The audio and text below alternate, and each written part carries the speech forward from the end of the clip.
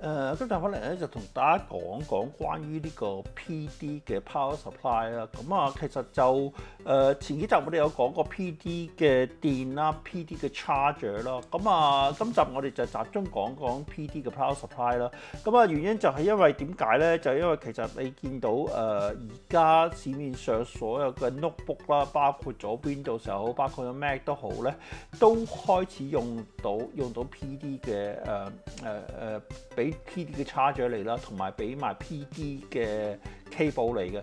咁啊，當然即係其實我諗去到呢個時間點咧，就我諗 PD 嘅 desktop 咧，我相信好快會出現㗎啦。咁所以今集咧，我哋就用呢個 Raspberry Pi 嘅一個 example 啦，就去俾大家感受一下，就係究竟即係個 PD 後面有一啲有啲咩變化啦，包括咗呢個 proprietary 啊，或者包括咗專用嘅一個電壓同埋current 嘅 spec 咧，對我哋有咩影響嘅？咁一集就同大家講講呢樣嘢嘅。講完咗工作室 TikTok， 咁啊今日 TikTok 咧，我哋就講講關於呢個 PD 嘅power supply 啦。咁啊其實PD 嘅 power supply 對我哋嘅影響咧，生活嘅影響越嚟越大㗎啦。咁而點樣去適應或者點樣識別呢個 PD power supply 究竟啱唔啱我哋用咧？咁啊，今集我哋用一個好簡單嘅例子，就用呢個 Raspberry Pi 嘅其中一個例子咧，就講俾大家聽究竟發生咩事嘅。咁啊，今集入邊節目所有嘅資料咧，當然就嚟自 Raspberry Pi 啦，同埋就係特別地咧，就係 Raspberry Pi 5之後咧，佢係出咗兩隻牛嘅，一隻就27火，另外一隻咧就去45火嘅。咁啊最近就入咗45火啦。咁其實45火就發覺有啲問題，我哋又用唔到嘅。咁所以會有到下一集就係話究竟我哋點樣用足呢個45火咧，就會同大家講講啦。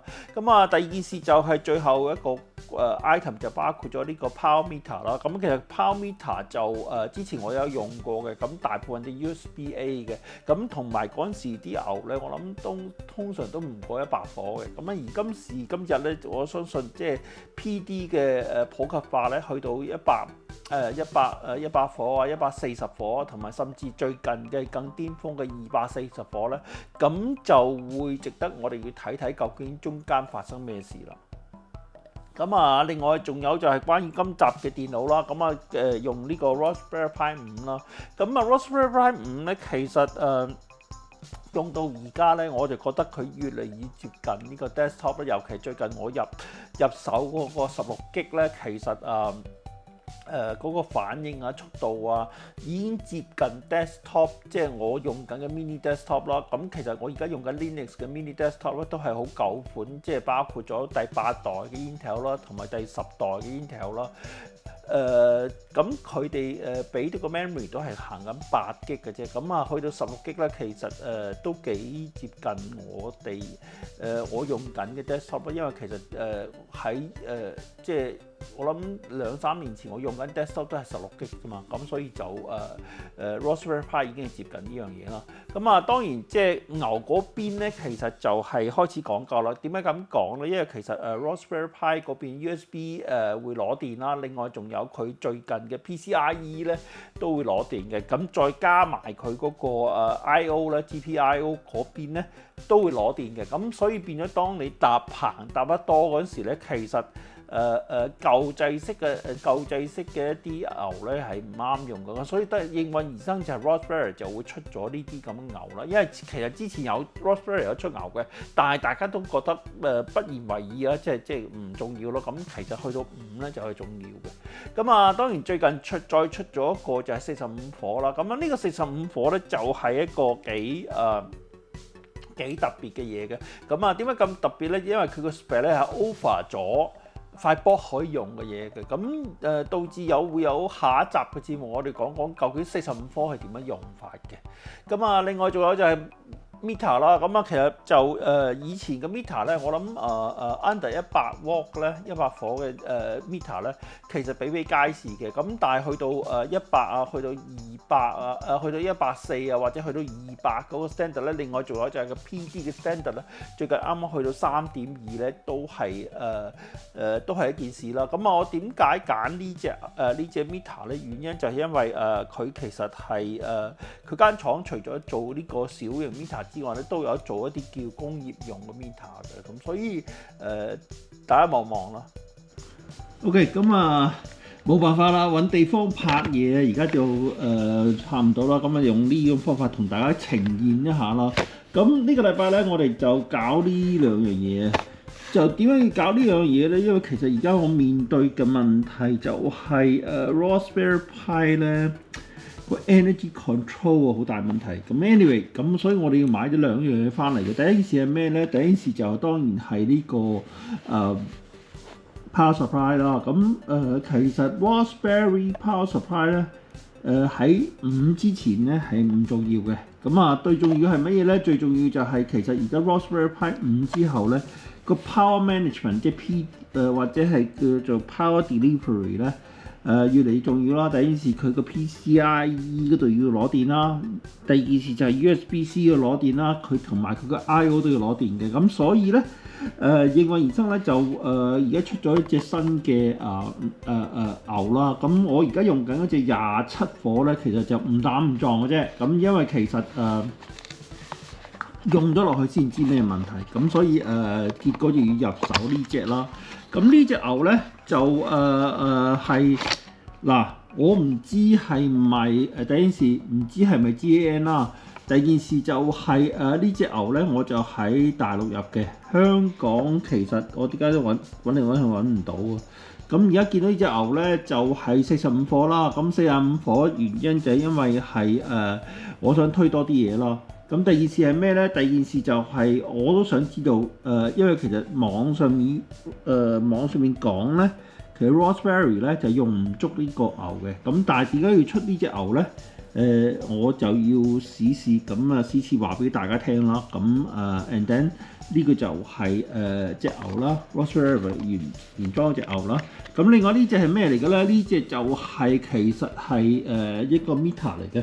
咁點解要買 meter 咧？就係因為其實試完就當然同呢個咩有關係啦，同呢個PD 有關係啦。咁PD 其實我哋想拆開嚟 PD 咧，就而家大部分出邊啲 meter 咧，只係做到咩咧？只係知道出幾多火嘅啫。咁但係我想知道究竟佢係攞幾多波？即係嘅 A 同埋 A 同埋 V 啦。A 就係個 current 啦 ，V 就係個 voltage 啦。咁其實就所以買呢隻牛啦。咁其實市面上如果你講緊平嘅 meter 咧有嘅，琴日我去咗深水埗咧，大概如果你係100火以下嘅話咧，其實就應該可以40幾蚊買到噶啦。咁呢隻我依家呢隻牛呢隻 meter 咧，大概係要圍到25蚊美金啊。咁當然呢個係佢 support 睇到 PD 嘅點講咧？睇到 PD 嘅3.0咯。咁呢陣先我攞翻把刀先，啱把鉸剪先開唔到啊！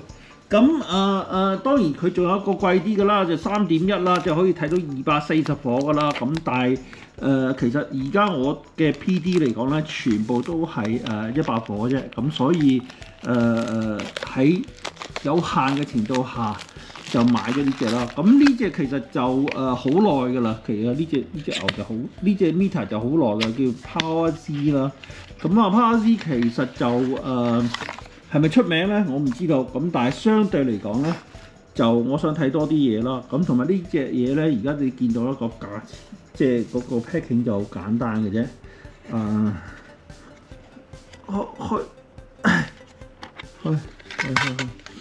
咁呢隻，我諗大部分呢隻嘢佢其實唔係今時今日㗎啦，係好耐㗎啦。其實就OK。咁好簡單，好輕巧嘅一件嘢啦。咁佢其實就簡單啲嘅，乜嘢都冇嘅。佢其實我唔知有冇 firmware upgrade 啦。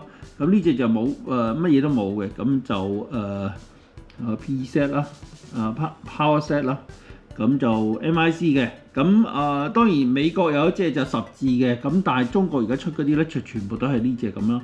咁 USB-C 入啦，USB-C 出啦。USB-C 入啦，咁我有一隻以前有一隻好舊嘅，咁就應該係應該 support 唔到呢個咁 standard 嘅，咁OK，咁呢度就開咗箱同大家講先啦，咁 and then 咧就揾日我哋落翻去我個倉嗰邊咧，再同大家拍一拍究竟實質上佢最後嗰個設定係咩啦。OK，咁我哋而家攞個倉咧，大家見到咧，其實就而家呢個 set up 咧就係用一個 third party 嘅牛啦。咁呢隻牛 output 咧就100幾火嘅，咁但係因為佢要做個 USB-C connect 咧，就發覺駁咗上去之後咧就俾唔足電壓啦。點解咁講咧？因為其實你見到咧，其實我駁住個係咩咧？駁住嗰個 USB-C external 嘅 hard drive 㗎。咁佢攞個voltage 咧，即係攞個 voltage 咧，大概係5伏到啊，5伏咁。佢呢個就係顯示到就係佢中間發覺咧，就佢同隻牛咧就駁嗰陣時咧有啲問題嘅。咁當然即係其實呢個就係嗰個問題之產生啦。咁當然即係另外嗰個做demonstration 咧，就係當佢 boot 起咗之後咧，其實佢就冇 boot from 呢個冇 boot from 呢個hard disk 嘅，即係USB-C USB 嗰個 SSD 嘅，咁而 boot 翻轉頭咧就 boot 咗落去from 嗰個SD card 嘅，咁導致咩問題咧？咁當佢 boot 起咗之後咧，你會見得到咧，佢會出呢一個問題咧，就係出呢個叫做 low voltage warning 啊。咁呢個就係唔係咁理想啦。咁原因就係因為其實頭先我哋講過啦，即係喺 Raspberry Pi 上面咧有3笪地方會阻電阻到好勁嘅，包括咗咩咧？包括咗呢個 USB-A 啦，因為 USB-A 你駁咗 external 嘅 SSD 啦。咁另外仲有就係包括咗呢個 PCIe 啦，因為其實我而家仲未駁 PCIe 嘅。如果你駁咗 PCIe 之後咧，嗰個問題就更加地嚴重嘅，咁所以仲有就係我仲未用過 GPIO 上面嘅電嘅，咁所以呢個就係點解原因就係點解出27伏牛個問題啦。咁當然仲有一個問題就係頭先我哋解釋啦，就係話因為我哋用緊一個standard 嘅，我相信市面上出到大概大火數嘅一個 PD 嘅power supply 或者 charger 都好咧，其實都係跟住呢個 PD 嘅specification 出嘅。咁而 Raspberry Pi 頭先我哋解釋啦，正係佢用嘅係一個佢 proprietary 嘅voltage 嘅，咁所以咧導致下一個 result 咧，我哋就要買呢隻45火牛翻嚟咧，我哋試試究竟發生咩事啦。咁當然大家都見到啦，佢用45火 boot 起嗰陣時咧，其實就已經係攞到 5.1，咁但係according to 頭先嘅 spec 咧，呢隻45火牛咧，原則上咧就應該係可以攞多過5.1伏嘅，咁所以就解釋咗個原因就係因為其實佢係攞唔足電嘅，咁導致就係即係攞唔足電意思就係佢係唔會用足嗰個45火 power supply 嗰個 case 嘅。咁究竟咩原因佢要出45火咧？咁我哋下一集節目咧就會同大家解釋下究竟係咩回事咯。咁而呢個 result 就係我哋想知道究竟點解呢樣嘢啦？咁即係其實用 proprietary 嘅嘢咧，就唔係淨係 Raspberry 會做嘅。咁包括咗呢個咩咧？另外一個 result 就係其實我另外一隻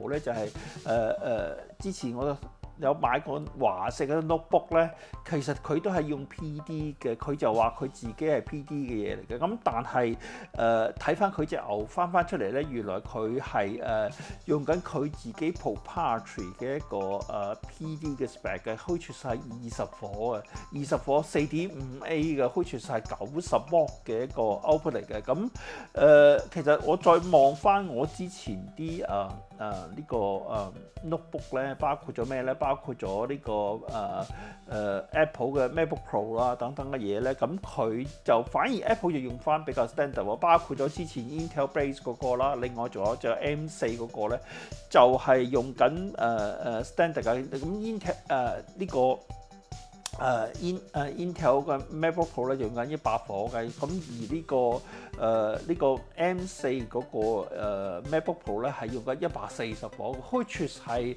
喺呢個 spec 入邊咧比較 standard 嘅嘢，呢個就有少少奇怪。咁當然即係呢個係每間廠啊或者係點樣去用呢件事啦。咁所以今集咧就同大家講關於呢個 PD 嗰邊咧，其實個 proprietary 嘅應用或者專用嘅 spec 嘅應用咧，其實大家買嗰陣時咧就要小心啲啦。咁點解至於呢啲廠點解包括咗 Raspberry 點解佢一定要用佢自己嘅牛咧？咁我哋就不得而知啦。包括咗另外就係華碩啦，我諗其他包括咗另外仲有就係呢個 Dell 啊或者係HP 咧，係咪用緊 proprietary 嘅 spec on PD 咧？咁大家買機嗰時咧就小心啲啦。咁所以今集就同大家講呢個 PD 嘅 power supply 嘅應用嗰方面咧，就有少少嘅一個實驗俾大家知道啫。咁有咩我哋下集再傾啦，係咁先，唔係咩啊？